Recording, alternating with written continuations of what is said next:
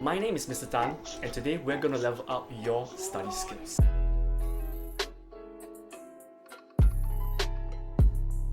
So you might ask me, Mr. Tan, what is a mind map and why is it so important for me to learn how to use it?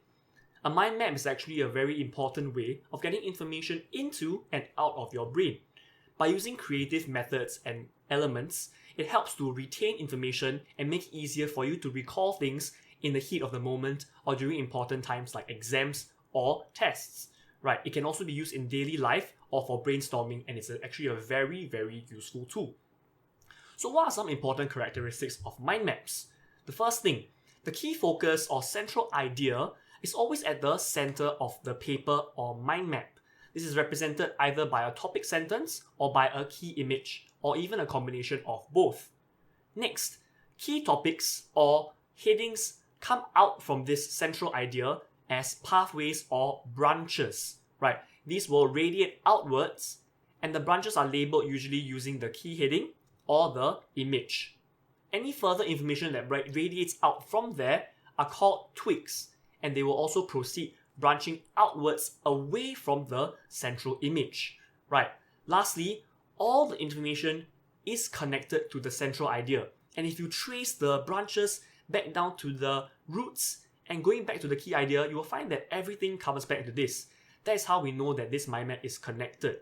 Right. You are encouraged to use colors, creative elements such as drawings, etc. Right. And always remember to keep your mind map concise. We don't want it to be a regurgitation or just a copying of the textbook. Right. You might think, Mr. Tan, that sounds very good, but I still don't know how to get started. What should I do? Don't worry. I've got you covered. Stay with me and let me show you. Here we have an example of a topic from the Sec 2 textbook. The main idea here can be people's views towards Singapore before the Japanese occupation. As you can see in the bullet point 1.1, Singapore as home will serve as one of the branches, right, with the elaboration coming below.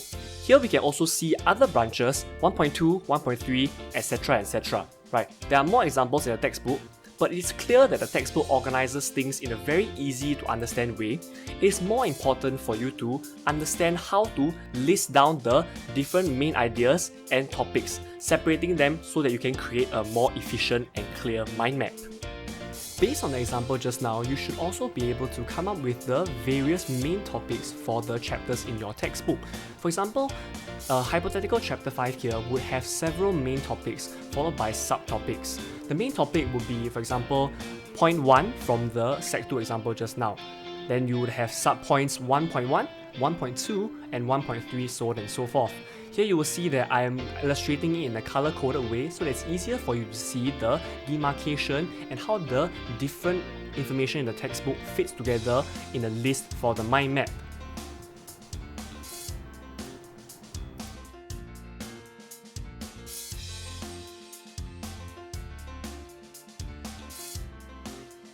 After creating a list, it's now time for us to make mind map.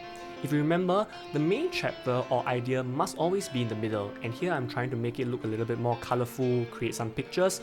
I'm sure you guys can do better than me.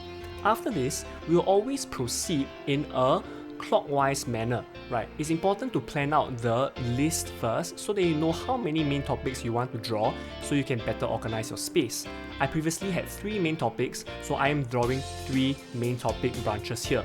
Be sure to use the same color for each tier of branches. So for example, the main topics I will use blue, the subtopics will always be in red, and the elaboration or the further smaller topics will be in black. That's a bit, by the way, that's a black pen. Right, so as you can see, it's very easy to organize the information, and at a glance, you will be able to see how the chapter maps out. Right, there are 3 main ideas, followed by certain elaborations and subpoints in red, and the important dates or further details in the subpoints.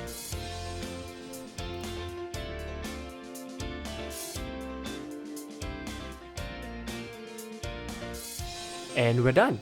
Here's a side-by-side comparison for the list and the mind map.